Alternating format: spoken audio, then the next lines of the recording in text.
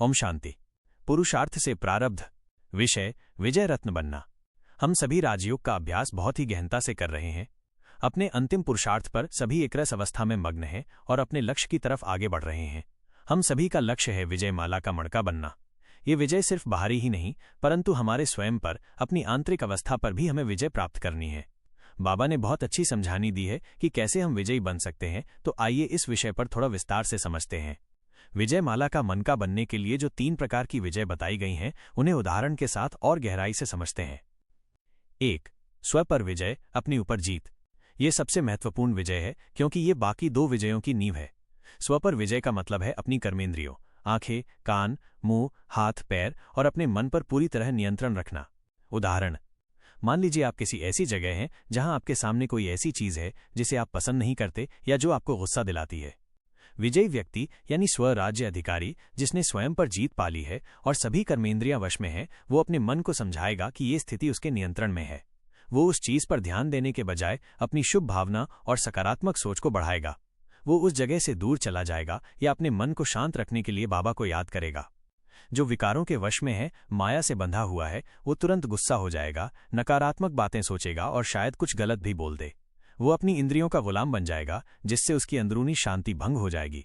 राजयोग के अभ्यास में कहा जाता है कि हमें अपने व्यर्थ भाव को श्रेष्ठ भाव और शुभ भावना में बदलना है। इसका अभ्यास रोजाना ज्ञान और योग के द्वारा किया जाता है। जब आप अपने विचारों को नियंत्रित कर पाते हैं तो आप अपनी भावनाओं और प्रतिक्रियाओं को भी नियंत्रित कर पाते हैं। 2. सर्व पर विजय, दूसरों पर जीत। यह विजय तब प्राप्त होती है जब आप स्व पर विजयी बन जाते हैं। इसका मतलब है कि आप दूसरों के व्यवहार, स्वभाव और उनकी नकारात्मकता से प्रभावित नहीं होते। स्वयं भी संतुष्ट रहते हैं और दूसरों को भी संतुष्ट रखते हैं। उदाहरण, आपके दफ्तर में आपका कोई सहकर्मी हमेशा आपकी आलोचना करता है और नकारात्मक बातें बोलता है। स्वराज्य अधिकारी उस सहकर्मी की बातों को अपने मन पर नहीं लेगा। वो ये समझेगा कि ये उसका अपना स्वभाव है और ये उसकी आंतरिक शांति को भंग नहीं कर सकता। वो उस व्यक्ति के प्रति करुणा और शुभ भावना रखेगा और उसके व्यवहार से प्रभावित हुए बिना अपना काम करता रहेगा। और जो विकारों के और माया के वश में होगा, वो उस सहकर्मी की बातों से दुखी हो जाएगा, निराश हो जाएगा और शायद खुद भी उससे झगड़ा करने लगे। वो दूसरों के हाथों अपनी मानसिक शांति को खो देगा। ये विजय आपको बाहरी परिस्थितियों से ऊपर उठने की शक्ति देती है। आप दूसरों को उनके स्वभाव के साथ स्वीकार कर पाते हैं और बदले में अपनी सकारात्मक ऊर्जा से उन्हें भी प्रभावित कर पाते हैं। 3. प्रकृति पर विजय, प्रकृति पर जीत। ये सबसे उच्च स्तर की विजय है। जब आप स्व पर और सर्व पर विजय प्राप्त कर लेते हैं तो आपकी चेतना इतनी शक्तिशाली हो जाती है कि आप अपने आसपास के वातावरण, वायुमंडल और प्रकृति को भी प्रभावित कर पाते हैं। उदाहरण, मान लीजिए आपके घर में या आपके शहर में कोई बड़ी आपदा आने वाली है, जैसे कि तूफान या बाढ़। स्वराज्य अधिकारी अपने योग बल और मन की एकाग्रता से वायुमंडल को शांत करने में मदद करेगा।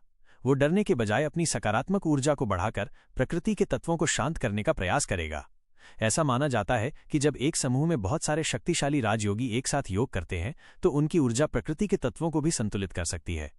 और जो अलबेला होगा, पुरुषार्थ नहीं करता होगा, बाबा की आज्ञा का पालन नहीं करता होगा, वो छोटी छोटी बातों में भी डर और चिंता में डूब जाएगा और नकारात्मक विचारों से वातावरण को और भी बोझिल बना देगा।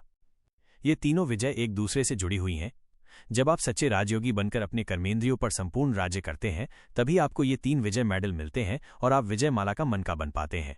तो आइए हम मन की स्पीड को स्लो डाउन धीरे करें और 1 सेकंड में फुल स्टॉप लगाकर परम धाम में बाबा के साथ स्थित हो जाया करें। तो आज सारा दिन अभ्यास करेंगे। मैं मास्टर सर्वशक्तिवान हूं और स्वराज्य अधिकारी हूं। मैं आत्मा इस देह से न्यारी हूं। अपने तेजस्वी स्वरूप को देखते हुए चलेंगे परमधाम की ओर और बैठ जाएंगे बाबा की किरणों के नीचे। फिर सेकंड में अभ्यास करेंगे, मैं ऊपर हूं बाबा के साथ। बाबा के अलावा मुझे कुछ नहीं दिखाई दे रहा है। तो इससे मन पर बहुत अच्छा कंट्रोल होता जाएगा। ओम शांति।